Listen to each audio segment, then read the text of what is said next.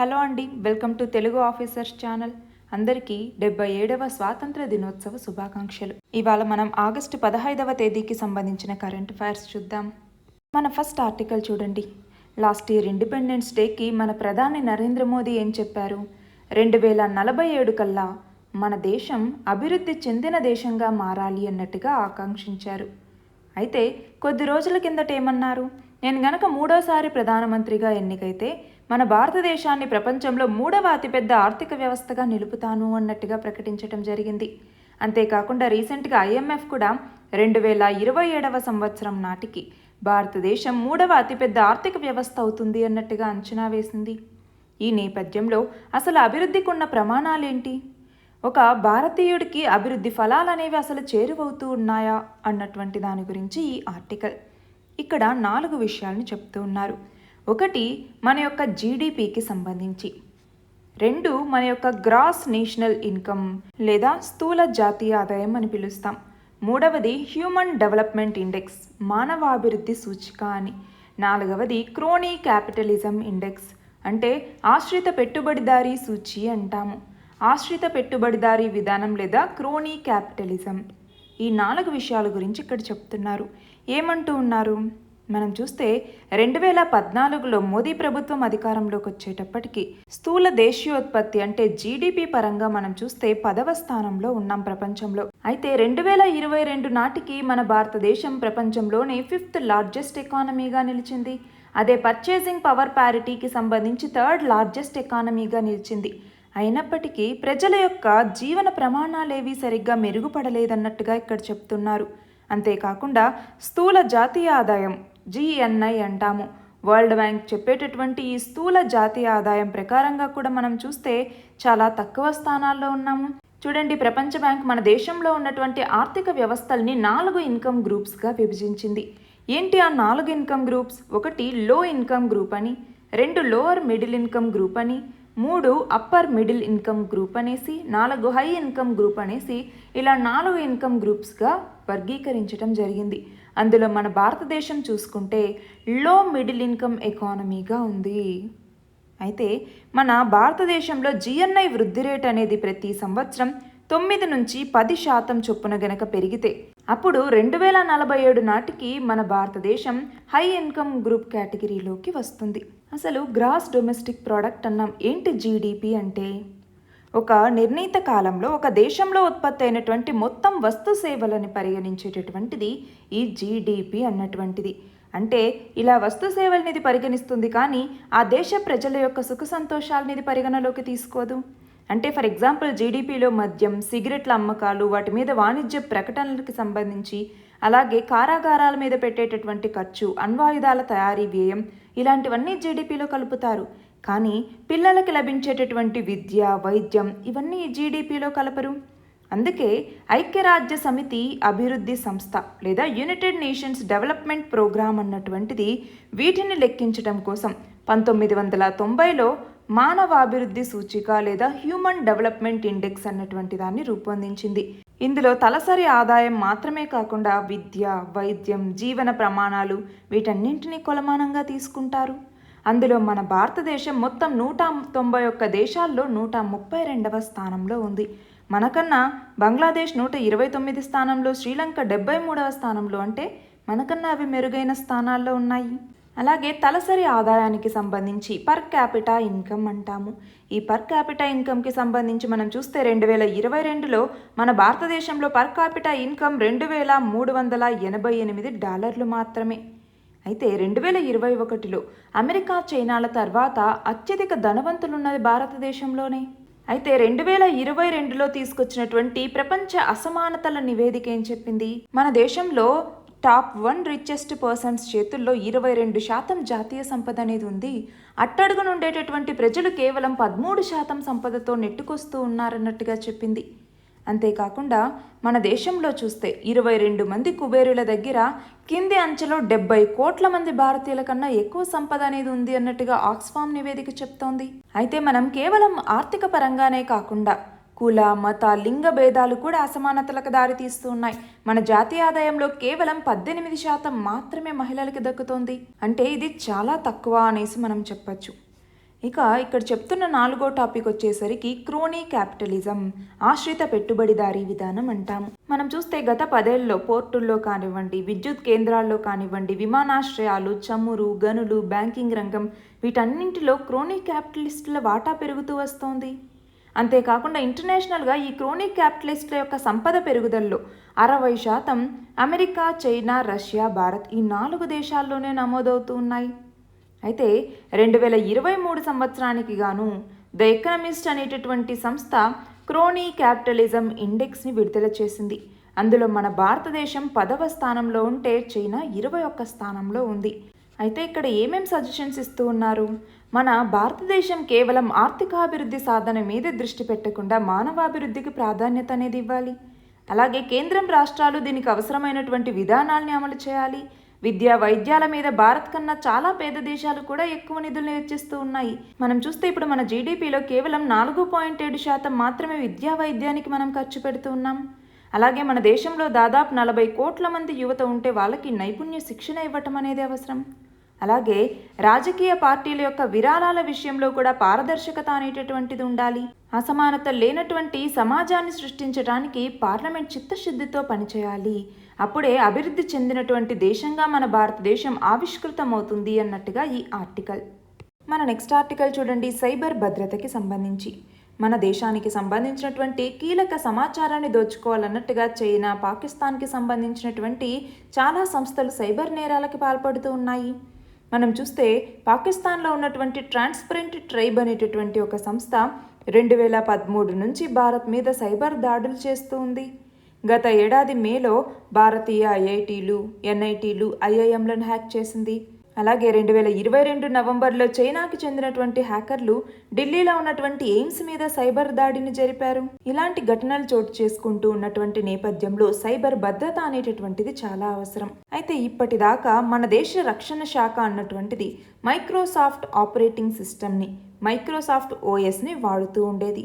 అయితే దాని స్థానంలో మాయా ఆపరేటింగ్ సిస్టమ్ని వాడాలి అన్నట్టుగా 2021లోనే నిశ్చయించుకుంది. దానికి సంబంధించిన ఆర్టికల్ ఇది.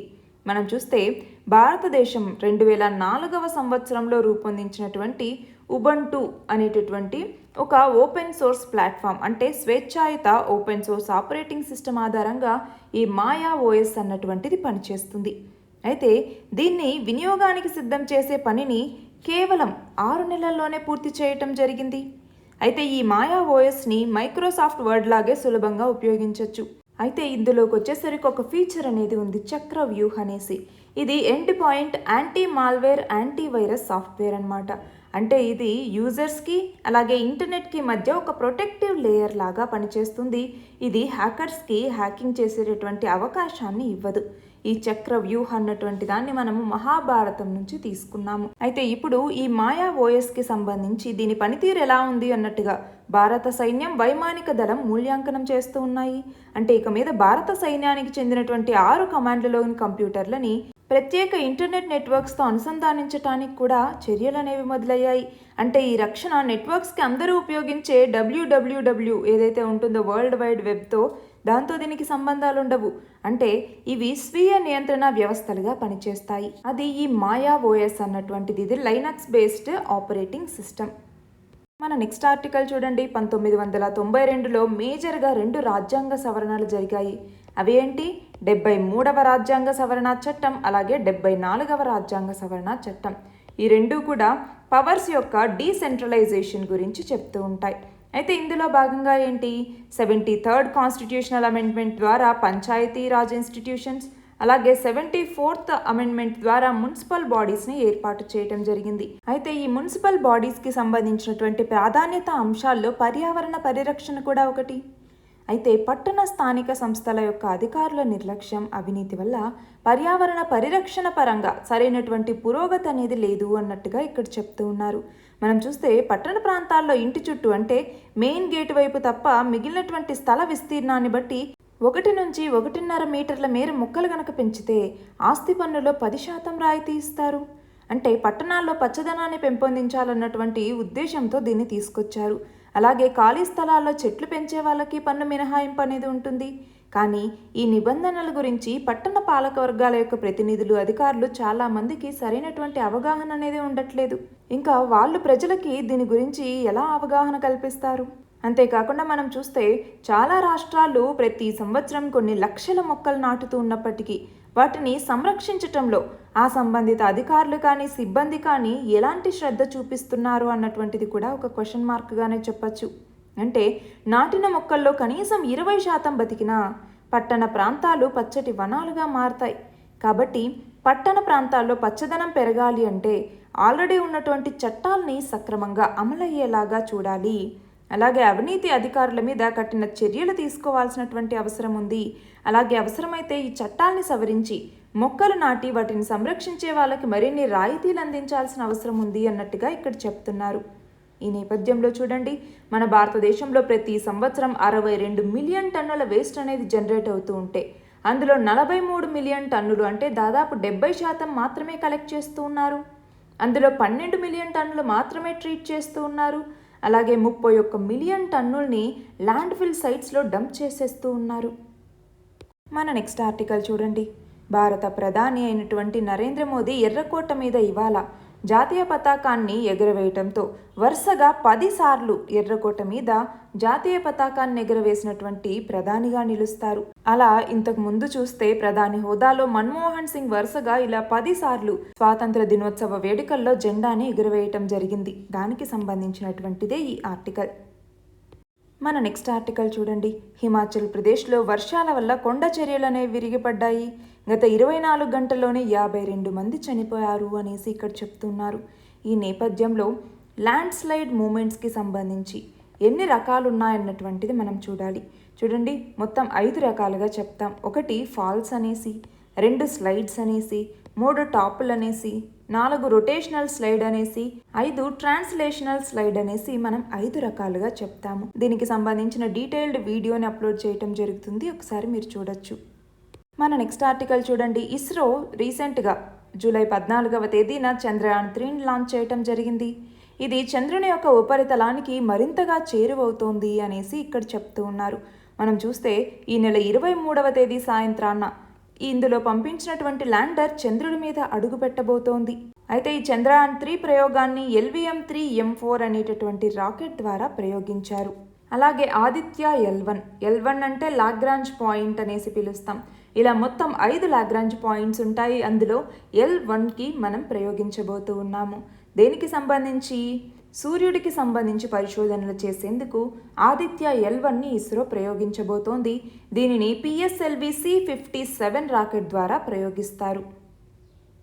మన నెక్స్ట్ ఆర్టికల్ చూడండి. స్వాతంత్ర దినోత్సవాన్ని పురస్కరించుకొని మన రాష్ట్రపతి ఆర్మ్డ్ ఫోర్సెస్కి మరియు CAPFకి 76 గ్యాలంటరీ అవార్డ్స్ని ఇవ్వటాన్ని అప్రూవ్ చేయటం జరిగింది. అందులో 4 కీర్తి చక్ర అవార్డులు, 11 శౌర్య చక్ర అవార్డులు, అలాగే 2 బార్ 2 సేనా మెడల్స్, 52 సేనా మెడల్స్, 3 నయోసేనా మెడల్స్, అలాగే 4 వాయుసేనా మెడల్స్ ఇందులో ఉన్నాయి. అలాగే మనం ఇక్కడ చూస్తే కేంద్ర ప్రభుత్వం మొత్తం 954 పోలీస్ పర్సనల్స్కి సేవా మెడల్స్ని అనౌన్స్ చేయటం జరిగింది. అందులో ఆంధ్రప్రదేశ్కి చెందినటువంటి DG శంకబ్రద బాగ్చి, ఈయనకి రాష్ట్రపతి పోలీస్ సేవా పథకం, ఇంకో 18 మందికి శౌర్య పథకాలు, ఇంకో 10 మందికి సేవా పురస్కారాల్ని అందిస్తారు. అలాగే తెలంగాణకి సంబంధించినటువంటి 2 రాష్ట్రపతి ఉత్తమ సేవా మెడళ్లు, 22 శౌర్య పథకాలు, 10 సేవా పథకాలని అందిస్తారు. మన నెక్స్ట్ ఆర్టికల్ చూడండి. తెలంగాణ రాష్ట్ర ప్రభుత్వం తీసుకొచ్చినటువంటి ఆరోగ్య మహిళ అన్నటువంటి కార్యక్రమం ద్వారా.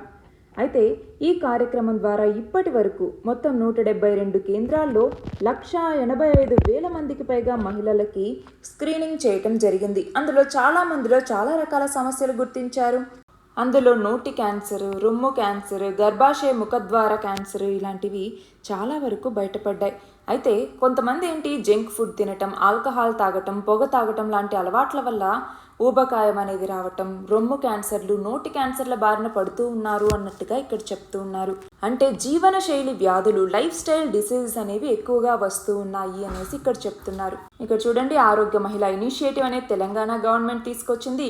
ఇది పబ్లిక్ హెల్త్ కేర్ ఇనిషియేటివ్. ఎప్పుడు లాంచ్ చేసింది? ఈ సంవత్సరం ఉమెన్స్ డే రోజున మార్చ్ 8వ తేదీన దీన్ని లాంచ్ చేసింది. మన నెక్స్ట్ ఆర్టికల్ చూడండి. జూలైలో వాణిజ్య లోటు ట్రేడ్ డెఫిసిట్ అనేది 1.7 లక్షల కోట్లు ఉంది అన్నట్టుగా చెప్తున్నారు. ట్రేడ్ డెఫిసిట్ అంటే ఏంటి? మన యొక్క ఇంపోర్ట్స్ అనేవి ఎక్స్పోర్ట్స్ కన్నా ఎక్కువగా ఉంటే అప్పుడు మనం పే చేసేది ఎక్కువగా ఉంటుందంటే మనం డెఫిసిట్లో ఉన్నాము ట్రేడ్కి సంబంధించి అని చెప్పేటటువంటిది ఈ ట్రేడ్ డెఫిసిట్. చూడండి, ఎక్స్పోర్ట్స్ కన్నా ఇంపోర్ట్సే ఎక్కువగా ఉంటే ట్రేడ్ డెఫిసిట్ అని పిలుస్తాము. ఒకవేళ ఇంపోర్ట్స్ కన్నా ఎక్స్పోర్ట్స్ ఎక్కువగా ఉంటే ట్రేడ్ సర్ప్లస్ అనేసి పిలుస్తాం. అయితే చూడండి, ట్రేడ్ డెఫిసిట్కి ఉండే రీజన్స్లో కొన్ని ముఖ్యమైనవి ఏంటి? 1 లేబర్ కాస్ట్లో ఉన్న డిఫరెన్సెస్, 2 ఎక్స్చేంజ్ రేట్స్లో ఉన్న differences, 3 domestic policies, 4 export competitiveness అనేది సరిగ్గా లేకపోవటం, 5 స్ట్రక్చరల్ ఫ్యాక్టర్స్ అనేసి చెప్పచ్చు. మరి ఈ ట్రేడ్ డెఫిసిట్ని ఎలా మేనేజ్ చేయొచ్చు? 1 ఎక్స్పోర్ట్స్ని పెంచుకోవటం, 2 ఇంపోర్ట్ సబ్స్టిట్యూషన్ అనేది చేసుకోవటం, 3 కరెన్సీ డీవాల్యుయేషన్ అన్నటువంటిది, 4 ట్రేడ్ పాలసీస్, 5 ఇన్వెస్ట్మెంట్ని ప్రమోట్ చేసుకోవటం. అలాగే ఇక్కడ చూడండి, రీటైల్ ద్రవ్యోల్బణం గురించి చెప్తూ ఉన్నారు. రీటైల్ ద్రవ్యోల్బణం అంటే ఏంటి? మనము WPI అనేసి చెప్తాము, హోల్సేల్ ప్రైస్ ఇండెక్స్ అనేసి. అయితే ఈ WPIకి సంబంధించి CPI, కన్జ్యూమర్ ప్రైస్ ఇండెక్స్, ఈ రెండింటికి మధ్య తేడాలేంటి అంటే హోల్సేల్ లెవెల్లో కమాడిటీస్ యొక్క ప్రైసెస్లో వచ్చే యావరేజ్ చేంజ్ని లెక్కించేది WPI. అదే రీటైల్ లెవెల్లో కమాడిటీస్ యొక్క ప్రైస్లో వచ్చే యావరేజ్ చేంజ్ని లెక్కించేది CPI అన్నటువంటిది. WPIని ఎవరిస్తారు? Office of economic adviser. అదే CPIని అయితే NSO, నేషనల్ స్టాటిస్టికల్ ఆఫీస్. అయితే WPIలో గూడ్స్ని మాత్రమే కన్సిడర్ చేస్తారు. CPIలో గూడ్స్ అలాగే 40 రకాల సర్వీసుల్ని కూడా కన్సిడర్ చేస్తారు.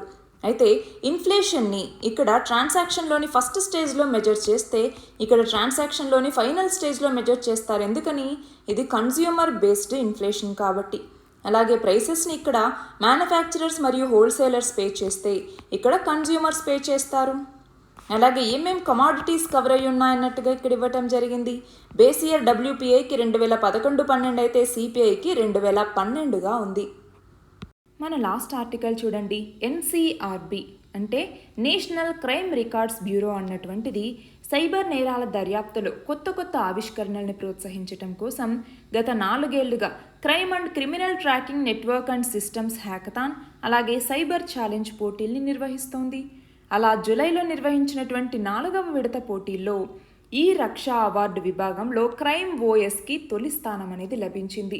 క్రైమ్ OS లేదా క్రైమ్ ఆపరేటింగ్ సిస్టమ్ అన్నటువంటిది సైబరాబాద్ పోలీసులు రూపొందించారు. ఏంటి ఈ క్రైమ్ OS అన్నటువంటిది?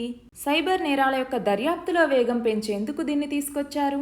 ఫర్ ఎగ్జాంపుల్, ఏదైనా ఒక సైబర్ నేరం మీద గనక ఫిర్యాదు నమోదైతే దాన్ని ఏ మోడస్ ఆపరాండి, ఏ MO కింద విడగొట్టాలి, నిందితులు ఉపయోగించిన ఫోన్ నెంబర్ ఏంటి, బ్యాంకు ఖాతాల్ని స్తంభింపజేసేందుకు ఏం చేయాలి, ఆ తర్వాత దర్యాప్తు ఎలా చేపట్టాలి, ఇలాంటి అంశాల మీద ఈ క్రైమ్ OS అన్నటువంటిది సూచనలు ఇస్తుంది.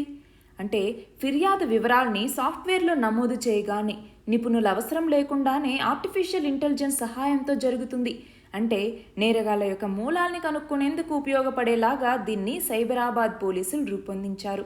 ఈ OS దర్యాప్తు అధికారులతో పాటు రాష్ట్ర వ్యాప్తంగా ప్రతి పోలీస్ స్టేషన్లో ఉన్న సైబర్ వారియర్స్ కూడా ఉపయోగపడుతోంది. అయితే దీన్ని గత ఏడాదే ప్రయోగాత్మకంగా ప్రారంభించారు.